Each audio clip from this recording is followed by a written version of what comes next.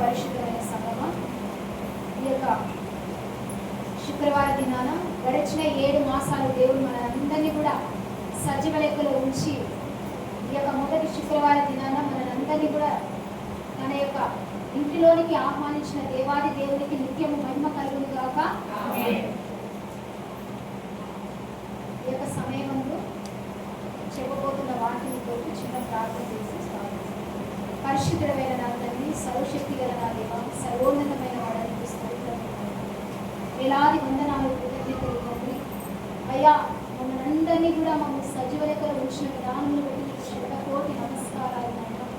మేమైతే ఏ యోగ్యతయు అర్హతయు లేని వారని నా తండ్రి, మేమైతే నిన్నటి వారమే నా దేవ. కేవలం నీ కృప, నీ కనికరం, నీ దయనేనైనా ఇంతవరకు మీరు నడిపించిన విధానంలో బట్టి నీకు వందనాలయ్యా. ఇదిగో తన వాక్యము చెప్పబోతుండగా నైనా పరిశుద్ధాత్ముడ మా మధ్యన మీరు ఉండండి నైనా. ఎందుకంటే ఎక్కడైతే 2-3 కూడి నా నామమున ఏకీభవిస్తారో వారి మధ్యన నేనుంటానని చెప్పిన గొప్ప దేవుడవయ్యా. మా మధ్యన మీరు ఉన్నారని పరిశుద్ధాత్మ యొక్క మాటలు చెప్పబోతుండగా నా సొంత మాటలు కాదు నైనా, కేవలం మీరు ఇచ్చిన జ్ఞానము, నీ ఆత్మనే నా తండ్రి. ఈ బిడ్డలకు ఏమి కావలసి ఉన్నదో సిద్ధపరిచి ఉన్నదో అయ్యా, ఇలాంటి అవకాశములు ఇచ్చిన సంఘాన్ని బట్టి నేను స్తుతిస్తున్నాను. ఎంతగానో నేను గుణపరుస్తూ ఉన్నానైనా. మాటలు చెప్పబోతుండగా నాతోనూ వచ్చిన బిడ్డలందరితోనూ నువ్వు మాట్లాడమని నా ప్రభువును, నా రక్షకుడు నేను కొద్ది ప్రార్థన చేసే అతి పరిశుద్ధ నామమున అడిగి వేడుకుంటున్నాం తండ్రి, ఆమేన్. ఈ యొక్క పరిశుద్ధ లేఖనాలలో ఈ యొక్క అంశం ఏంటంటే మేలుకో, సిద్ధపడు. ఇది మేలుకోవాలంట, మనమందరము కూడా సిద్ధపడాలి. పరిశుద్ధ వాక్యంలో నుంచి ప్రవక్త యెషయా గ్రంథము 62వ అధ్యాయము 6వ వచనం. యెరూషలేమా, నీ ప్రాకారముల మీద నేను కావలి వారిని ఉంచి ఉన్నాను, రేయైనా పగలైన వారు మౌనముగా ఉండరు. దేవుని నామానికి మహిమ కలుగును గాక.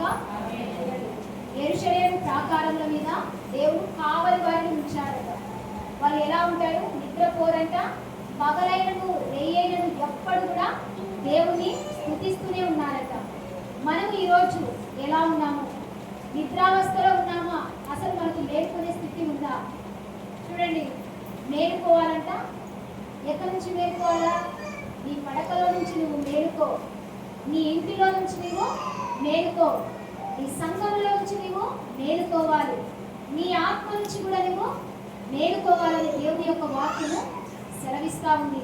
ఈరోజు మనం ఎలాంటి స్థితిలో ఉన్నాము? నిద్రపోయే అనుభవంలో ఉన్నామా, లేదంటే సిద్ధపడినటువంటి స్థితిలో ఉన్నామా? ఇక సమయం ఏముంది? కొంచెంగా ఉందని దేవుని యొక్క వాక్యము సెలవిస్తూ ఉంది. రేయైనా పగలైన వారు మౌనంగా ఉండాలంట. దేవుని యందు భయభక్తులు కలిగి ఆయన యందు విశ్వాసం ఉంచిన వారి యొక్క ఆత్మ ఎప్పుడు కూడా మౌనంగా ఉండదంట. ఎప్పుడు కూడా దేవుని స్తుతిస్తూనే ఉంటుందంట. మనము అలాంటి స్థితిలో ఉండాలని దేవుని యొక్క వాక్యము సెలవిస్తూ ఉంది.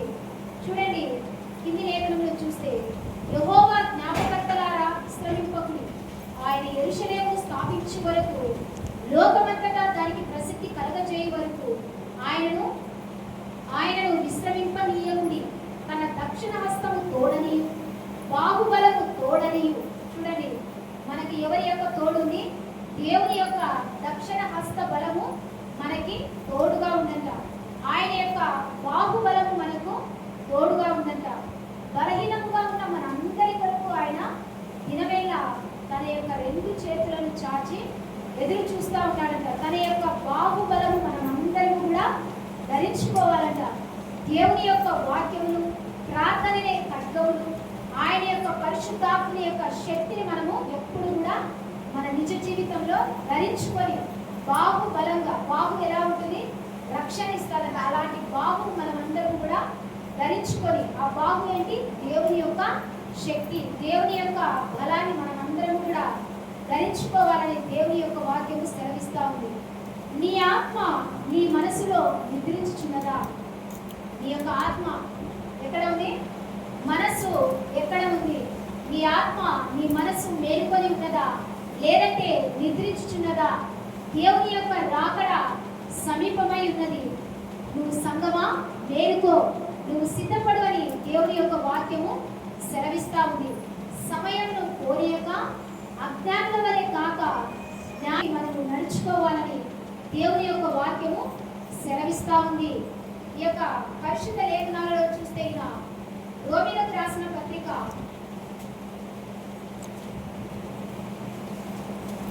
'అపోస్తలుడైన పౌలు రోమా పత్రిక 13వ అధ్యాయంలో మనం చూస్తే 11వ వచనం, మరియు మీరు కాలం ఎరిగి నిద్ర మేలుకొను వేరైనదని తెలుసుకొని అలాగూ చేయుడి.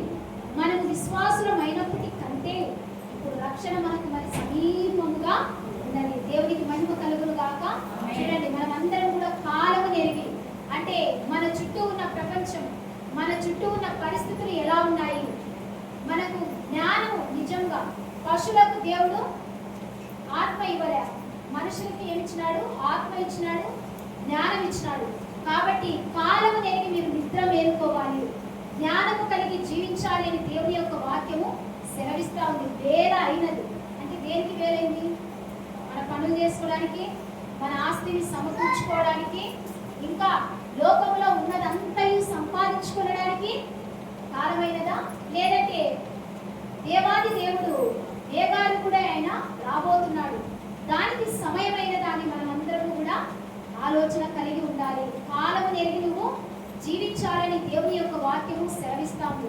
మనము విశ్వాసులమైనప్పటికంటే ఇప్పుడు అంటే మనం ఏం చేస్తాం? మనం రోజు ప్రార్థన చేస్తున్నాం, దేవుని సంఘానికి వెళ్తున్నాము, ఆయనతో సమయాన్ని గడుపుతున్నాము, దేవుడు నా పట్ల ఈ కార్యాలు చేసి ఉన్నాడు, ఇది కాదు అంటే రక్షణ నీకు సమీపంగా అంటే దేవుడిచ్చిన రక్షణ యొక్క కవచాన్ని మనం అందరం కూడా ధరించుకోవాలని దేవుని యొక్క వాక్యము సెలవిస్తాము. విశ్వాసులం అయినప్పటికంటే అంటే మనం ఏం చేస్తాం? రోజు ప్రార్థన పోతున్నా, దేవుని యొక్క భయభక్తులు కలిగి ఉన్నా, ఇంకా ఇది చాలు, ఇది కాదు దేవుని యొక్క భక్తి, ఇంకా నీ భక్తిని నువ్వు సాధకం చేసుకోవాలి. రక్షణ మనకు మరి మరి సమీపంగా. ఆ రక్షణ ఏమిటి అంటే దేవుని యొక్క రాజ్యానికి మనందరినీ కూడా చేర్చే రక్షణ. అది కావాలని దేవుని యొక్క వాక్యము సెలవిస్తా ఉంది. రాత్రి చాలా గడిచి పగలు సమీపంగా ఉన్నది. చూడండి, పగలు అంటే మనం ఎలా ఉండాలంటే రాత్రి సంబంధులుగా ఉండాలా, పగటి సంబంధులుగా ఉండాలని దేవుని యొక్క వాక్యము సెలవిస్తా ఉంది. మనము అంధకార క్రియలను విసర్జించి తేజ సంబంధమైన గోపకరణములను ధరించుకుందుము. అంటే చీకటిలో ఉన్నప్పుడు మన క్రియలు ఎలా ఉన్నాయి, మనము ఎలా ఉన్నాము అంటే దేవుడు చూస్తున్నాడనే భయము కలిగి ఉన్నామా, లేదంటే నేను చీకటిలో ఉన్నాను, 4 గోడల మధ్య ఉన్నాను, నాకు ఎవరు చూడలేదు, నా పాపములు, నా క్రియలు, నా ఆలోచనలు, నా నడక, నా పడక ఎలా ఉంది అంటే చీకటిలోనే ఈ క్రియలన్నీ జరుగుతాయని దేవుని యొక్క వాక్యము సెలవిస్తా ఉంది. అంధకార క్రియలను విసర్జించాలి. మనం దేని విసర్జించాలంట? చీకటిలో మరుగు చేయబడేటువంటి క్రియలు మనం విసర్జించాలని దేవుని యొక్క వాక్యము సెలవిస్తా ఉంది. మనం ఎప్పుడు కూడా వెలుగు సంబంధాల వలె ఉండాలి. ఎలా ఉండాలి? వెలుగు సంబంధాల వలె ఉండాలని దేవుని యొక్క వాక్యము సెలవిస్తా ఉంది. మనం అందరం ఎప్పుడు అంటాం కదా, మరణాత మరణాత అంటే ప్రభువైన యేసు మీరు త్వరగా రమ్ము అంటే మనం అందరం కూడా అపాయకరమైనటువంటి దినాలలో ఉన్నాము, అపాయ స్థితిలో ఉన్నాము. మీరు అపాయంలో దూరంగా ఉన్నప్పుడే నువ్వు గ్రహించుకోవాలి. కాలం ఎరిగి నువ్వు జీవించాలని దేవుని యొక్క వాక్యము సెలవిస్తాము. కాలము కొంచెము, సమయము కొంచెము, నువ్వు సిద్ధపడు.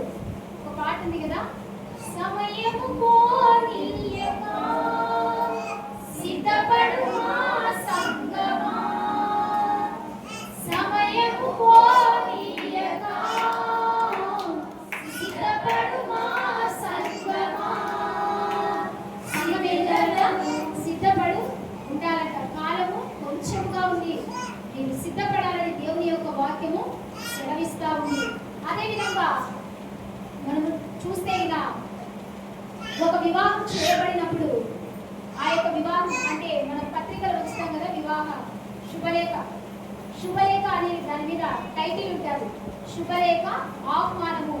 అంటే ఆహ్వానం అంటే ఆ పత్రిక ఎప్పుడైతే నీ ఇంటికి వచ్చిందో మళ్ళీ నిన్ను పిలవాల్సిన అవసరం లేదు, నువ్వు ఆ యొక్క ఆహ్వానానికి పిలువబడిన వ్యక్తివి అనేది నీకు మళ్ళీ గుర్తు చేస్తూ ఉంది. ఈ లోకం యొక్క మనం వివాహాలు చేస్తూ ఉంటాం కదా, అందరినీ పిలుస్తాం. వివాహ పత్రిక ఎప్పుడైతే మన ఇంటికి వస్తుందో మనం అందరం కూడా ఆహ్వానించ అలంకరించుకోవాలి. దేవుని యొక్క వాక్యము ఎప్పుడైతే ఆయన యొక్క పరిశుద్ధ యొక్క వాక్యం యొక్క సువార్త శుభలేఖ మనందరికీ ఆయన ఆహ్వానాన్ని ముందుగానే పంపించి ఉన్నాడు. మనమందరం పెళ్లికి ఏ విధంగా రెడీ అయిపోతాం చెప్పండి. ఉన్న స్థితిలో నుంచే మంచిగా రెడీ అయ్యి పెళ్లి కూతుర్ని మించి మనం రెడీ అయిపోతాం కదా, అలా ఎప్పుడు కూడా పోగుదంటే పెళ్లి కూతురే ఆ పెళ్లిలో ప్రత్యేకంగా కనిపించాలంట. మనం ఎలా ఉంటామంటే పెళ్లి కూతుర్ని మించి రెడీ అయిపోతున్నాం, అలా ఎప్పుడు రెడీ కాకూడదంట. పెళ్లి కూతురే పెళ్లిలో హైలైట్ కావాలి, పెళ్లి కొడుకు పెళ్లి కూతురే వాళ్ళిద్దరిని మించి మనం ఎప్పుడు కూడా రెడీ అయిపోకూడదంట. వాళ్ళని మించి మనం రెడీ అయిపోతున్నాం. అలానే దేవుడి యొక్క వాక్యము ఆయన యొక్క ప్రేమ ఆహ్వానం అంటే పరిశుద్ధమైన వాక్యము ముందుగానే మనందరికీ కూడా ఆయన ఆహ్వానాన్ని పంపించి ఉన్నాడంట. మనమందరం కూడా ఆహ్వానానికి సిద్ధమే. కాబట్టి వరుడైన ప్రభు అయిన యేసు క్రీస్తు ఆయన రాబోతున్నాడు. మనమందరం కూడా వధువు వలె అప్పుడు అలంకరించుకొని ఎంత అలంకరించుకుంటారు? నీకున్న బంగారము, నీకున్న వస్త్రాలు ఇవి కాదు, నాట్ ఓన్లీ ఇవి, నీకున్న ప్రార్థన జీవితం, నీకున్న వాక్యం అనేది ధరించు, నీకున్న ఆత్మీయ ఫలములు అన్ని కూడా నువ్వు ధరించుకొని సిద్ధపడాలంట. దీనికి మనం సిద్ధపడాలి. ఆ పెళ్లికి రెడీగా కాకపోయినా అక్కడ మనం విజిటింగ్ చేస్తే చాలు. కానీ ఈ పెళ్లి యొక్క ఆహ్వానానికి మనం ఎలా సిద్ధపడాలి, ఎలా మనం యొక్క ఆత్మీయ జీవితంలో సిద్ధపడి ఉన్నామని దేవుని యొక్క వాక్యము సెలవిస్తా ఉంది. అదేవిధంగా మనలో ఎప్పుడు కూడా పిరికితనపు ఆత్మ ఉండకూడదంట. పిరికితనపు ఆత్మ అంటే జాగ్రత్త కలిగి జీవించాలంట. అతిగా వినయం చూపించకూడదు, అతిగా విధేయతను చూపించకూడదంట. ఎక్కడ ఉండాలి? దేవుని మీద మాత్రమే మన వినయము విధేయత చూపించాలంట. మన సమయాన్ని ఎవరికి ఎక్కువగా ఇస్తున్నాము? మన యొక్క సమయాన్ని ఎవరికి ఎక్కువగా ఇస్తున్నాం? లోకానికా దేవునికా? ఈ లోక పనుల మీద భారం ఎక్కువగా ఉంది కదా మనకు. ఎందుకంటే పక్కింటి వాళ్ళకంటే మనం ఎక్కువగా సంపాదించుకోవాలి, అందరికంటే మనం ఎక్కువగా రుచిగా కనిపించాలి కదా. దీని మీద మన యొక్క ఆలోచన, దీని కొరకు మనం ప్రతిరోజు కూడా ప్రయాసపడుతున్నాము. ఇది కాదు, శాశ్వతమైన ఆయన రాజ్యానికి మనమందరం కూడా సిద్ధపడాలని దేవుని యొక్క వాక్యము సెలవిస్తూ ఉంది. మనం ఎలా ఉండాలంటే ఎత్తు నుంచి చూడాలంట. ఎత్తు నుంచి చూస్తే ఏదైతుంది? ప్రతిదీ కూడా స్పష్టంగా కనిపిస్తుందంట. మన ఆత్మీయ జీవితంలో మనము కూడా ఎత్తుగా ఉండాలంట.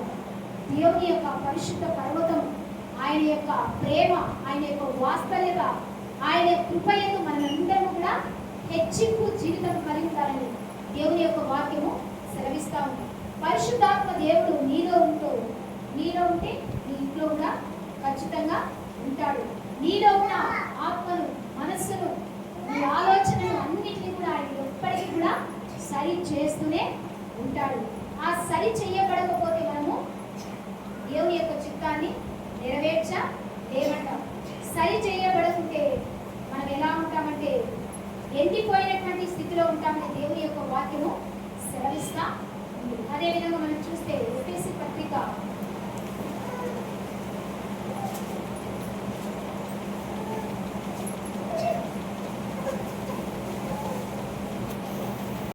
4 అందుచేత నిద్రించుచున్న నీవు మేల్కొని మృతులలో నుండి లెమ్ము, క్రీస్తు నీ మీద ప్రకాశించునని ఆయన చెప్పుచున్నాడు. నువ్వు మేల్కోవాలంట. ఎక్కడ నువ్వు మృతుడుగా ఉన్నావో అంటే పేరుకు నువ్వు జీవించుచున్నావు, కానీ నీ క్రియలు, నీ ఆత్మీయ జీవితం ఎలా ఉంది? చచ్చిపోయినటువంటి స్థితిలో ఉంది, ఎండిపోయినటువంటి స్థితిలో ఉంది. ఆ క్రియలలో నుంచి, ఆ బ్రతుకులో నుంచి, ఆ యొక్క జీవితంలో నుంచి నీవు లేచి నిలబడితే ఆయన నీ మీద ప్రకాశించడానికి సిద్ధంగా ఉన్నాడని దేవుని యొక్క వాక్యం. క్రీస్తు నీ మీద ప్రకాశించును అంటే దేవుని యొక్క ప్రసన్నత, ఆయన యొక్క తేజస్సు నీ మీద ఉదయించడానికి ఆయన సిద్ధంగా ఉన్నాడు. సిద్ధంగా ఉండాలంటే నువ్వు ముందు ఏం చేయాలి? నీకున్న స్థితిలో నుంచి నువ్వు లేచి నిలబడాలి. లేచి ఎప్పుడైతే నువ్వు నిలబడతావో దేవుని యొక్క మహిమ, ఆయన యొక్క క్రియలు, ఆయన యొక్క వెలుగు నీ మీద మహిమ ఉదయించబోతుందని దేవుని యొక్క వాక్యము సెలవిస్తా ఉంది. ప్రవక్త అయిన హెచ్కేల్ గ్రంథంలో చూస్తే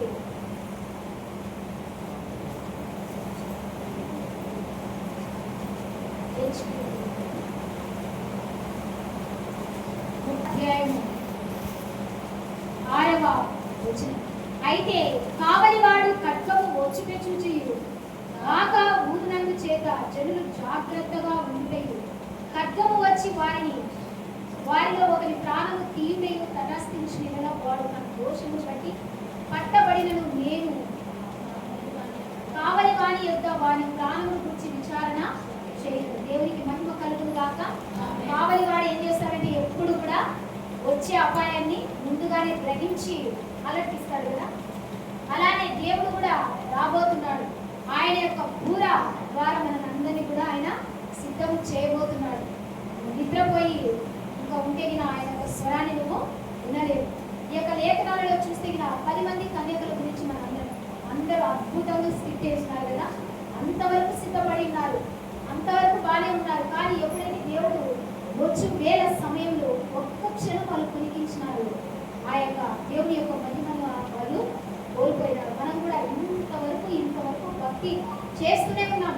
కానీ ఇది కాదు. దేవుని వచ్చే వేలకు నీ ఆత్మీయ జీవితం, నీ క్రియలు, నీ ఆత్మీయ స్థితి ఎలా ఉంది అనేది నువ్వు సిద్ధం చేసుకోవాలి. అదే చెప్తా ఉన్నాడు కదా. ఖడ్గము వచ్చుట చూచి బాగా ఊదినందు చేత జనులు అజాగ్రత్తగా ఉండాలంట. అంటే ఆయన ఖడ్గము అంటే దేవుని యొక్క ఉగ్రత, ఆయన యొక్క శ్రమలు, నిందలు, ఈ యొక్క 7 శ్రమలు, తెగుళ్ళు అన్నీ కూడా ఒకరోజు రాబోతున్నాయంట.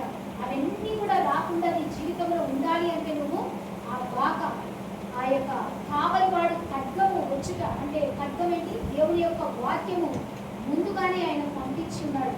ఆ బాక ఎప్పుడైతే ఊదబడుతుందో అప్పుడు మనం అందరం కూడా సిద్ధపడి ఉండాలని, అలాగే అంటే తీర్పు దినానికి మనమందరం కూడా సిద్ధపడి ఉండాలని దేవుని యొక్క వాక్యము సెలవిస్తాము.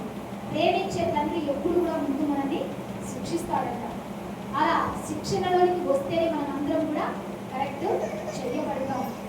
ఎత్తడి వాడిని కుమారుడు తండ్రికి ఏమవుతాడు? విరోధి అంటే భక్త శత్రువులు అయిపోతాడట.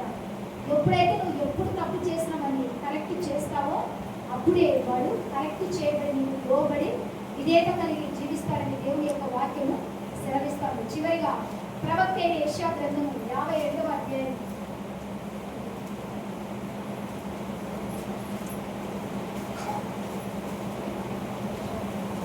52వ అధ్యాయం 1వ వచనం.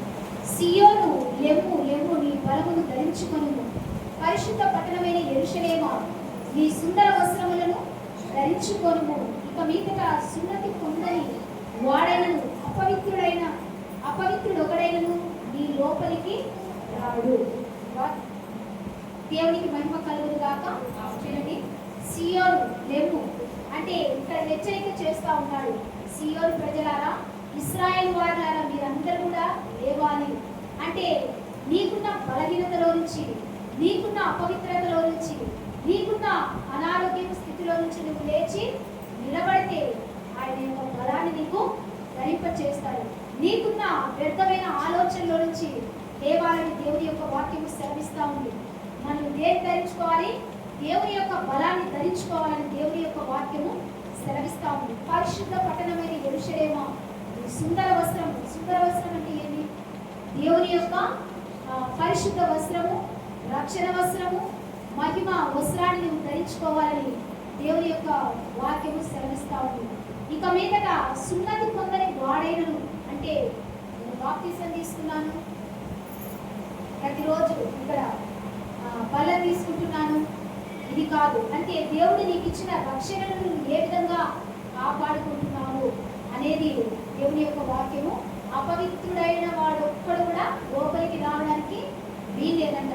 చూడండి, అలనాడు ఆదాము అవ్వ కూడా ఎప్పుడైతే వాళ్ళు మహిమ వస్త్రాలు కోల్పోయినారో అటు శాపాన్ని పొందుకొని ఆ ఏదైనా వనము నుంచి బయటికి తరిమి వేయబడినారు. దేవుడు కూడా మనందరినీ కూడా ఆ యొక్క పరలోక రాజ్యంలో చేర్చాలంటే మనందరం కూడా ఏం చేయాలంట? ఆయన యొక్క రక్షణ వస్త్రాన్ని ధరించుకోవాలంట. సత్యమునందు మన క్రియలు మంచిగా ఉండాలంట. మన దేవుని కొరకు ఒక మాట పడడానికైనా, ఒకరిని దేవుని వైపు తిప్పడానికైనా మనం అందరం కూడా ఎప్పుడు కూడా సిద్ధంగా ఉండాలంట. ఒక రోజు వినకపోవచ్చు, ఒక నెల వినకపోవచ్చు, కానీ ఏదో ఒక రోజు నువ్వు చెప్పు, వారి గురించి విజ్ఞాపన చేస్తూనే ఉండు. దేవుడు ఖచ్చితంగా వాళ్ళని మార్పు చేస్తాడు. అదే నీ క్రియలు అంటే దేవుని యొక్క నీ క్రియలు ఎలా ఉన్నాయి అంటే లోకంలో ఉన్న ఆస్తిని, ధనాన్ని, ఉద్యోగాలను సంపాదించుకోవడానికి టైంని హెచ్చించి మరీ చదువుతున్నాము, సమయం హెచ్చిస్తున్నాము. ఇవన్నీ కూడా అశాశ్వతమైనవి.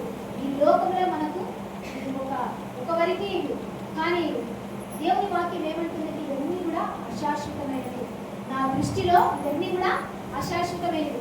నీ ఉద్యోగము, నీ ఇల్లు, ఇవన్నీ కూడా ఏది కూడా నేను పరలోకానికి తీసుకొని వెళ్ళదు అనే దేవుని యొక్క వాక్యము సెలవిస్తావు. అదే నీ బలమును ధరించుకో. నువ్వు ఎక్కడైతే మృతుడుగా ఉన్నావో, ఎక్కడైతే నువ్వు బలహీనంగా ఉన్నావో ఆ స్థితిలో నుంచి నువ్వు లేచి నిలబడాలని దేవుని యొక్క వాక్యము సెలవిస్తా ఉంది.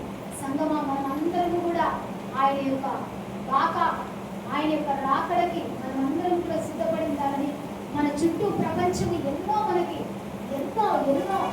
జరుగుతూ ఉన్నాయి. ప్రళయాలు, భూకంపం, మళ్ళీ కూడా యుద్ధం జరగబోతుంది. ఇరాన్ అమెరికా మధ్య మళ్ళీ అనేది అలర్ట్ ఇస్తూ ఉన్నారు. ఇవన్నీ కూడా దేవుని యొక్క రాకడకు సూచనలు. సమయాన్ని దేని కొరకు మనం ఎంతగానో ప్రయాసపడుతూ ఉన్నాం. కానీ దేవునికి ఇవ్వడానికి నాకు పనుందిలే, నువ్వు మళ్ళీ వస్తాయి అంటే దేవుడు కూడా నువ్వు మళ్ళీనే రా, నేను ఇచ్చిన రక్షణ నువ్వు కాదనుకుంటున్నావు, నువ్వు మళ్ళా అంటే నువ్వు మళ్ళానే తిరిగి వెళ్ళిపోయే స్థితిలో ఉంటామంట. రూతు వలె మనము ఆ యొక్క పరిశుద్ధ పట్టణానికి, ఆ యొక్క బెత్లెహేము గ్రామానికి వెలికి చూడకుండా తన అత్త వెంట ఆమె వచ్చింది కాబట్టి ఆమె జీవితం ధన్యమైపోయింది. ఓర్పు వలె నువ్వు వెలికి తిరగబడినటువంటి స్థితిలో ఉన్నావా, లేదంటే లోతు భార్య వలె, ఉప్పు స్తంభం వలె నువ్వు లోకాన్ని వెంబడించి బిడ్డగా ఉన్నావనేది మనమందరం కూడా హృదయ పరీక్ష చేసుకోవాలని దేవుని యొక్క వాక్యము సెలవిస్తా ఉంది. కొండ మీద కట్టబడిన పట్టణం ఎలా ఉంటుందంటే మరుగు చేయబడుతుందా? ఎప్పుడు కూడా మరుగు చేయబడదు. అలానే నువ్వు పాపాన్ని దాచిపెట్టుకుంటే, అంధకార క్రియలను నీలో దాచిపెట్టుకుంటే ఎప్పుడు కూడా నువ్వు ఒత్తిళ్ళ చేయబడు. ఎప్పుడైతే దేవుని ఎదుట వాటిని నువ్వు ఒప్పుకుంటావో ఆయన అనుకరించడానికి, ఆయన కృప చూపించడానికి ఆయన సిద్ధంగా ఉన్నాడని దేవుని యొక్క వాక్యము సెలవిస్తా ఉంది. ఒప్పుకుంటేనే మన జీవితాలు మార్చబడతాయి. కాబట్టి ఒక మాటను దేవుడు దీవించి ఆశీర్వదించుగాక. ప్రార్థన చేస్తాను.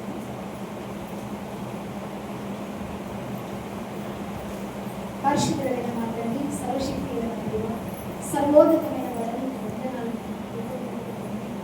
అయ్యా, సంగమాన్ని మేల్కొని ఉండి సిద్ధంగా ఉండండి. వాటిని సరించినట్టుగా పరిశుద్ధాత్ముడా మాలో మంచి క్రియలు లేవేమో నా దేవా, మంచితనం లేదేమో, అవిధేయతని, అవిశ్వాసమే నీకు లోబడిన తనం ఉందేమో నా దేవా.